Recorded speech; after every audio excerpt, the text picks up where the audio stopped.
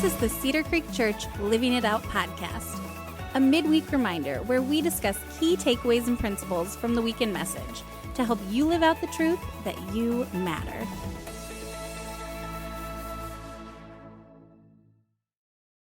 Welcome to the Living It Out podcast, a weekly podcast to remind you that you matter and help you live out that truth throughout the week. My name is Marna Ward, and I'm the host for today's podcast. I don't always get a chance to host, so every single time I do, I'm like, yay, I get to host. And I'm here with Emily Carney. Hi, Emily. Hi. So, Emily, you tell us a little bit about what you do at the church. Yeah, so I oversee service programming, which means that I get to kind of help cultivate and create the weekend services, both in person and online. And I also get to help oversee the music and production teams, which is really, really cool. Yeah, it's a lot of fun. That is really fun. And you actually are not native to Northwest Ohio. No, not at all. Born and raised in North Carolina. So if you hear that accent coming out, you know, that's the reason. That's why it's there.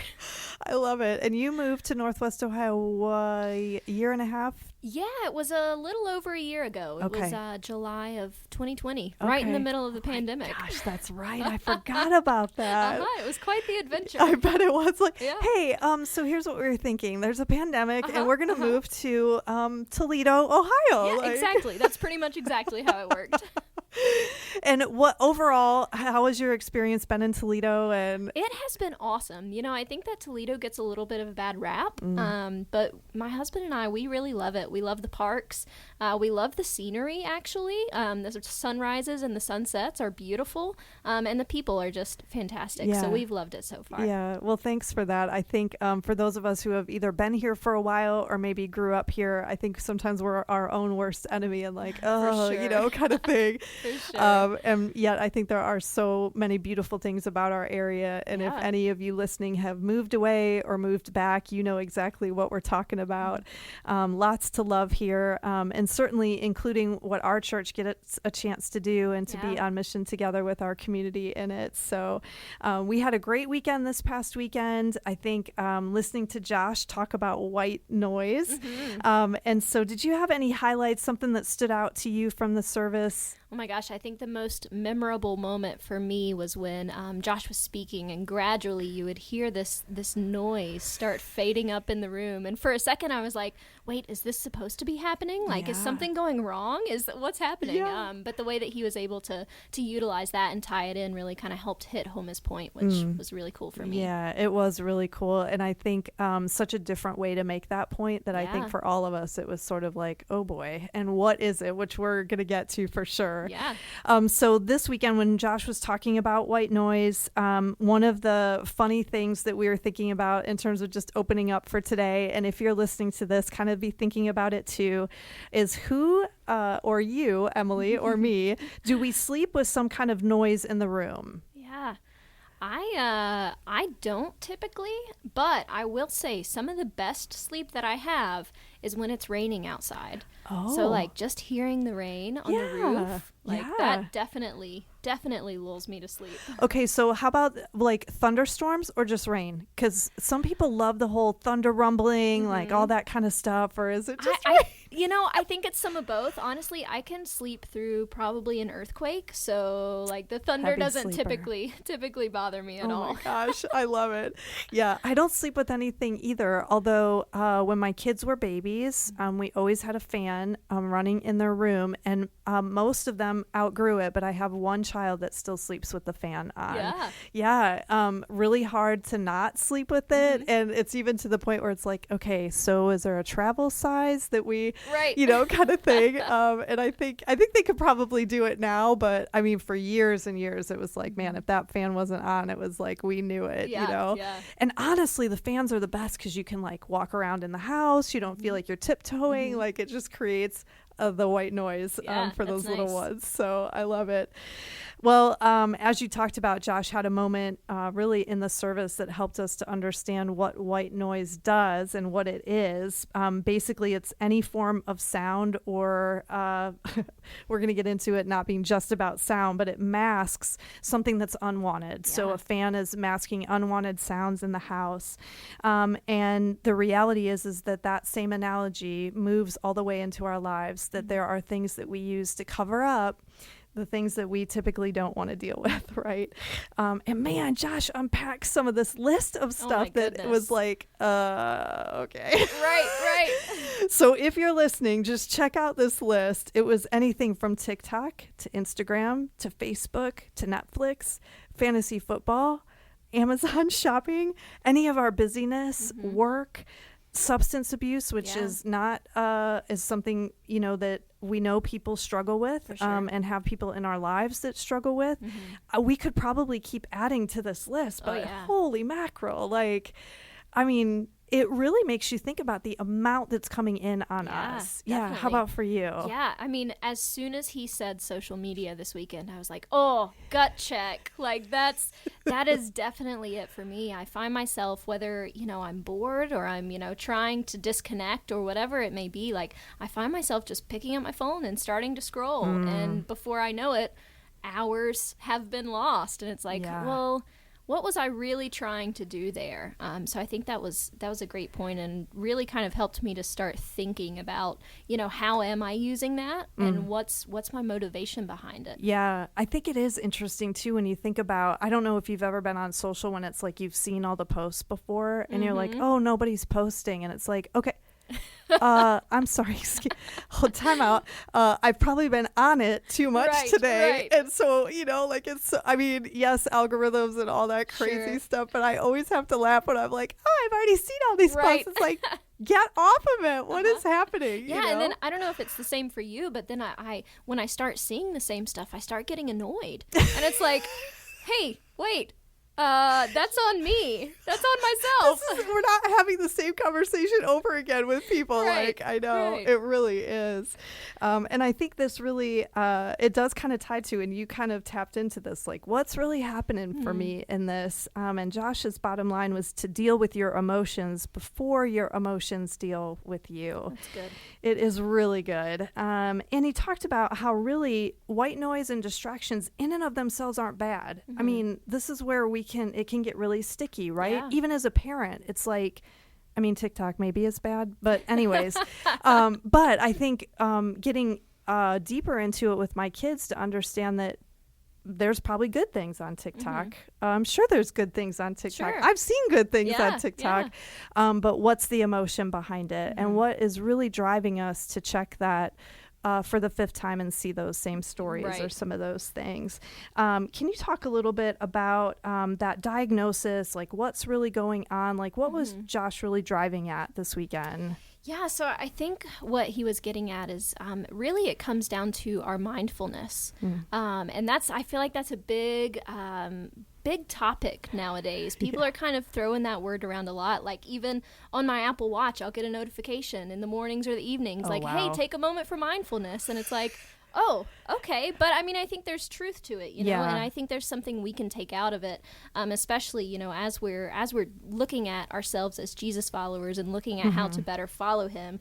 And I think for us, mindfulness can be associated with prayer. Yeah. I think like you said, it's the leading us to something that as Jesus followers we go, hey, mindfulness, again, not a bad thing, but where is it leading us to? Is it this, like, not that introspection isn't great, but I think it's the thought of where Josh said it's like a two-step process, right? It's like, yes, let's be mindful of what's happening, but then ultimately to take it in prayer. So he used Matthew 6:6. But when you pray, go into your room, close the door, and pray to your Father who is unseen. Then your Father who sees what is done in secret will reward you. And so it's not if you pray, by the way. It's not like, but if you pray. No, it's when you pray. And that's what I felt like he was really building towards is that, to your point, mindfulness is everywhere, but it's really understanding, again, what's driving us. What is the motive behind all of the distractions and the noise that we're allowing into our life? Yeah. Oh my gosh. Henry Cloud, one of my absolute favorite quotes of his is that we get what we create or allow. And he talks about it in leadership specifically, but that is a far-reaching principle. Oh my goodness, that's good. That's good. And so in some ways, when we don't deal with emotion, what's happening for us in that, or even like maybe it's that we don't even know. Yeah. So how would you Josh kind of talked through some of how to do this, but what were your takeaways from it? Yeah, I think for me it really dives into that prayer time, and not just talking at God, but like really taking time to be still and to listen to him and to ask him, like, hey, what are some things in my life that maybe you want to point out, maybe you want me to see? And I think Josh kind of hit on just a list of things that we can be looking out for. Some of the unwanted emotions in our lives that can kind of trip us up. I think a big one for me that I resonated with was fear. Gosh, so much is going on in the world and in life, and I find myself just being anxious about it. So that's one thing that God has kind of pointed out to me recently that I need to kind of start checking in myself. Yeah, I think that's so powerful too, like you said, to not only when we look at that Matthew 6:6 of when you pray, basically that going into your room, closing the door and praying to him is all about being still and open to hearing from him. Yeah. And I think a lot of times in prayer, we feel like we need to like have all the words and fill all the space. Or I think like Josh talked about this weekend, it's like, and I'm thinking of 150 other things that I need to be like doing in the midst of this. And Emily, even when you said be still, there was a part of me that just wanted to like take a deep breath right here and just go, right. Yeah. Okay. Yeah. Because we do run at such a pace. There is so much coming in. We do allow a lot of it, but we create a lot of it.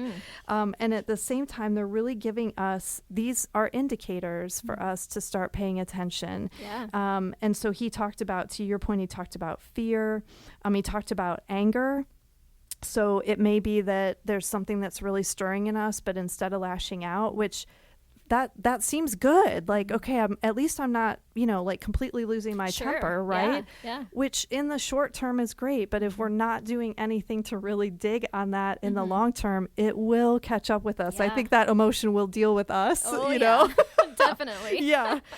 Boredom, anxiety, there's loneliness, which is at an all-time high. Yeah. There's even senses of inadequacy or just pain and hurt, grief, just the things that for us are really difficult emotions. These are not a one and done sort of thing. And so that's all the more why sometimes we turn up the white noise, is to really not have to step into it. But because looking at this list, like these are big things. They are big things. And it can be, I don't know if it's the same for you, but for me, I look at these things and sometimes the emotions that I'm working through, and it's intimidating. Yeah. It's like, oh, well, where do I even begin? Right. So then again, I find myself turning to social media. I find myself doing X, Y, and Z, just trying to mask it or trying to ignore it. Yeah. I think that is where even God's been working in me in terms of that prayer piece, is that I'm a huge Bible reader. I love to read the Bible.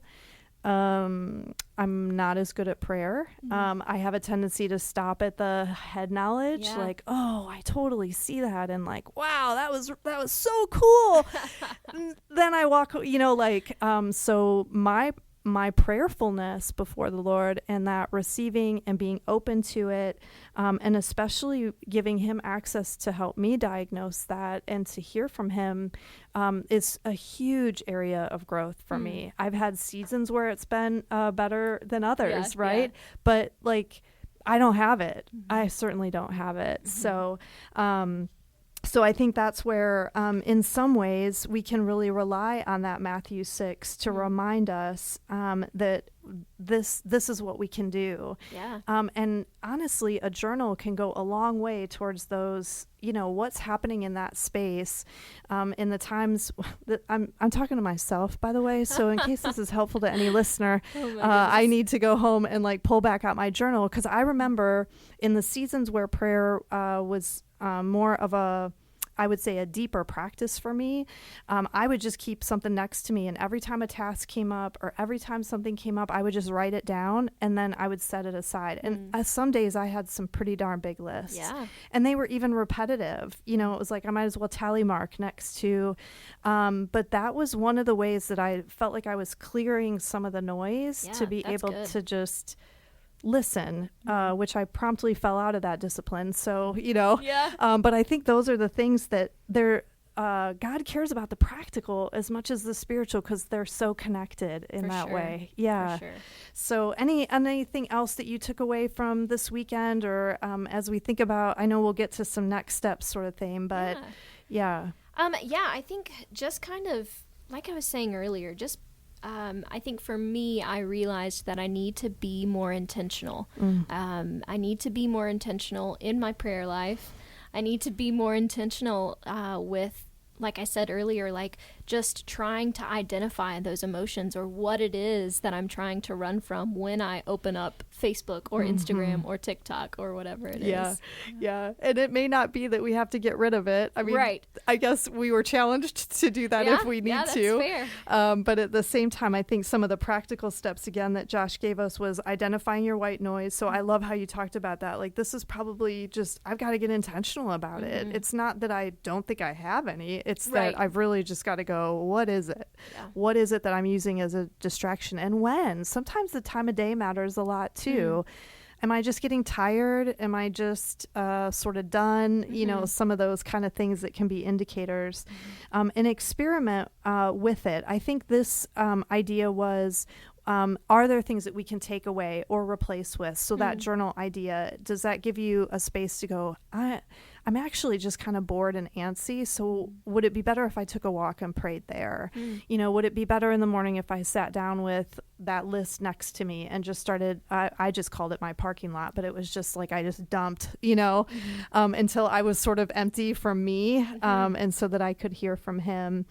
He also talked about this listening to what it's masking. So I think I love how you talked about that. Let's be open to what God actually has to show us. He is speaking to us. It's just that we don't often give him the space to be heard. Right. Yeah, I know for me it's, again, it can be so hard, like, to think about prayer as this me talking to God, me telling him all my problems.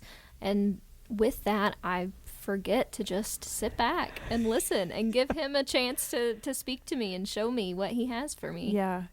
What a beautiful spot if we can cultivate that, that it doesn't happen overnight, but it's available to each of us. And what a God that we serve, that he is speaking to us. He is working. He is on the move.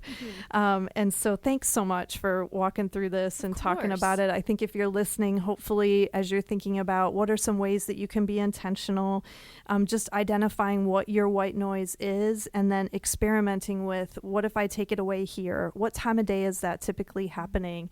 Just, again, this isn't like a half an hour. This is like a couple minutes of like, what's really going on here for me? And just getting to some of the whys behind it. And then once we listen, I think offering it to him, saying, hey, is this something deeper that I need something more and I need additional help with? I mean, all of that is part of how we mature and grow in him, for sure. So thanks so much for the conversation. Of course. Thank you. So this coming weekend is a special weekend. I'm so excited. Okay, so tell us about it. Yes. Okay, so this coming weekend, we are calling this Hallow Weekend. And we're so excited. It's I personally love spooky season, so this is like, oh my goodness, I can't wait. But we have a special service planned. It's going to look very different from our normal weekend services. And the cool thing is that the audience, the people that attend our church, are going to get to play a role in deciding how our service plays out. Oh gosh. They are going to get to vote on different elements, and it's going to be really exciting. I love it. So it's kind of a choose your adventure meets Halloween. Like, the kids can come in costumes. Yes. I think Ben's talked about that a few times, like a okay, we buy all these costumes and then they wear them like twice, Yeah, so, for sure. the kids get to dress up, and I know kids has got a couple things planned on that side. Yeah, and I think different campuses are doing some different things before and after fun. services. So tune in to your own campus to see what's going on there. Oh, that's It's gonna super be cool. great. Yeah. So hopefully we'll see those pictures on social and kind of get some clues as to what was happening. The other thing that we have coming up is women's events. So we are just about 3 weeks ish away from women's event, and we have hundreds of women who have signed up and registered to come, which thank you if you've registered. It just gets us all the more excited for the event, and we are really just taking a very uncomplicated, speaking of taking a deep breath, that's what we hope to do as a community of women.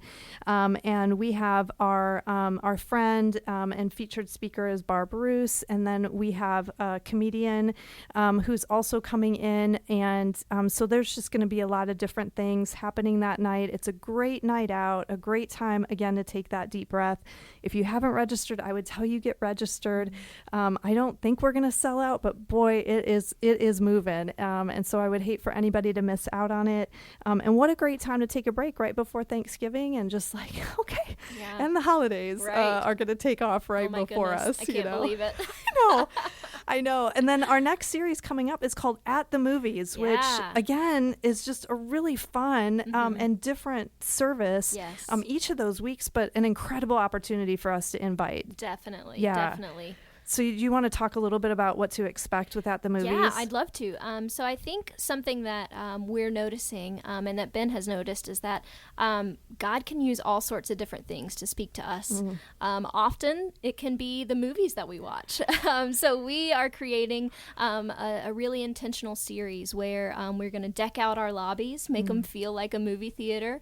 We're going to have intentional services planned where the messages are going to be a little different. We're actually going to be watching movies in church.